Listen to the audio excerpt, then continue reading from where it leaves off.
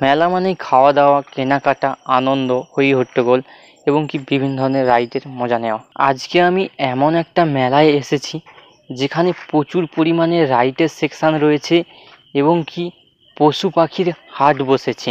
পূর্ব মেদিনীপুরের 250 বছরের প্রাচীর এই রথের মেলা আজকে আমি তোমাদেরকে ঘুরে দেখাবো। তো চলো মূল পর্বের ভিডিও শুরু করা যাক। Hello boss, hello. তো কেমন আছো তোমরা বলো। তো বস, আজকে আমি চলে এসেছি পূর্ব মেদিনীপুরে 250 বছরের পুরনো রথের মেলা, মহিষাতল রথের মেলা। আজকের দিনটা 5ই জুলাই, শনিবার, উল্টো রথ। এই উল্টো রথের দিনে আমি চলে এসেছি এই মহিষাতল রথের মেলার ভেতরে, এবং আমার পিছনে তোমরা দেখতে পাচ্ছ বেশ কিছু রাইডের সেকশন রয়েছে। আর এখন প্রায় সন্ধে সন্ধে ভাব হয়েছে, রথ পৌঁছে যাচ্ছে তার গন্তব্যস্থলের দিকে। আর আমি চলে এসেছি রথের মেলার ঠিক ভেতরে। আর আজকে হচ্ছে উল্টো রথ, তার জন্য প্রচুর প্রচুর মানুষজন এসেছে। এখানে দেখতে পাচ্ছ লাইন দিয়ে মানুষজন ঢুকছে মেলার ভেতরে। সামনে তোমরা দেখতে পাচ্ছ এই মেলার ঐতিহ্য জিলেপি, তার সঙ্গে সঙ্গে রয়েছে প্যাড়া, গজা, পাঁপড় ভাজা, আরও অনেক কিছু খাওয়ার দোকান। এছাড়াও মেলার মধ্যে রয়েছে স্পেশালি মেয়েদের জন্য মেয়েদের গহনা দোকান। মেয়েদের সাজার জিনিস থেকে বৌদিদের ঘর সাজানোর জিনিসপত্র সব কিছুই রয়েছে এই মেলার মধ্যে। আজকে আমরা অনেকেই এসেছি এই রথের মেলাতে। আর আমার সঙ্গে রয়েছে বিশ্বজিৎ দা এবং বিশ্বজিৎ দার ড্রোন।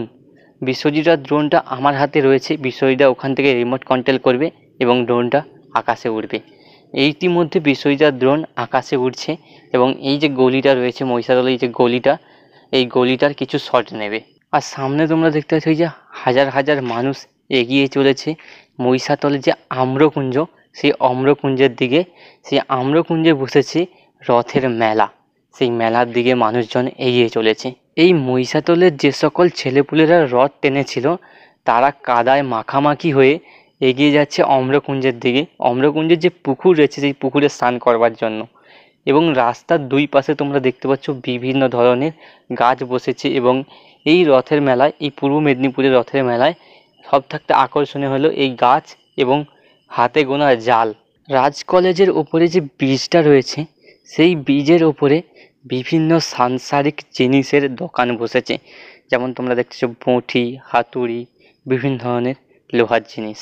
এছাড়াও মাছ ধরার জাল এবং কি বেশ কিছু ছোটোখাটো স্টলও বসেছে দেখতে পাচ্ছি। এখন সবাই দলে দলে মেলার দিকে এগিয়ে যাচ্ছে।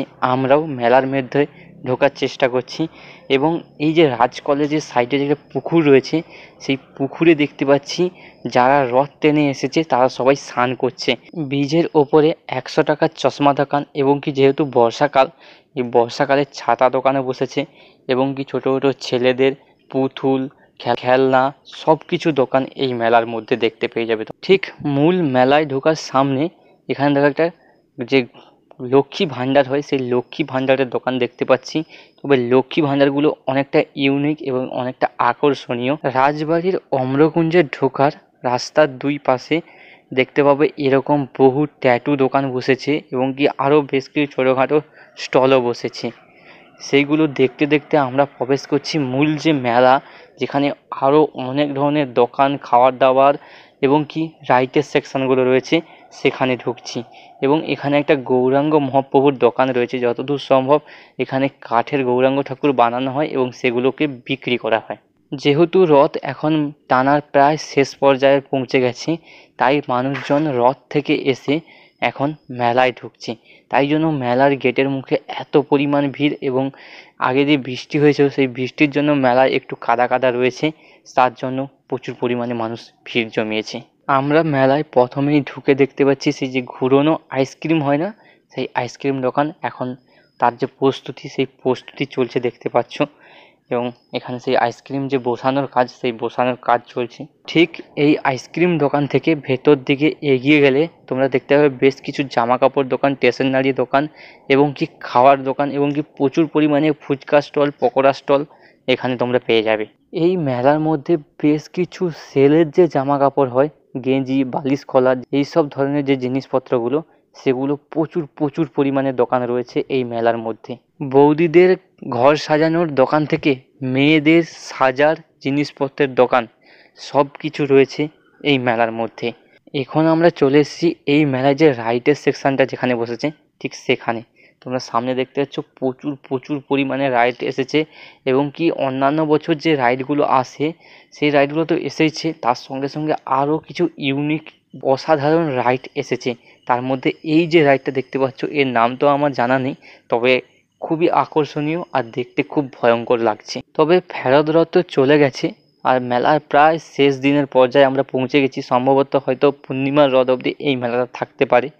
তবে তোমরা এই মেলায় এসে কারা কারা এই সব রাইডে চড়েছো একটু কমেন্ট বক্সে জানিয়ে যাও। শুধু যে বড়দের জন্য এখানে রাইড রয়েছে তাই নয়, ছোট ছোট ছেলে মেয়েদের কথা ভেবে ছোট ছোট নাগরদোলা, ছোট ছোট গাড়ি রাইড, মানে ছোট ছোট শিশুদের যে রাইডগুলো হয় সেই সব কিছু রাইড এখানে রয়েছে।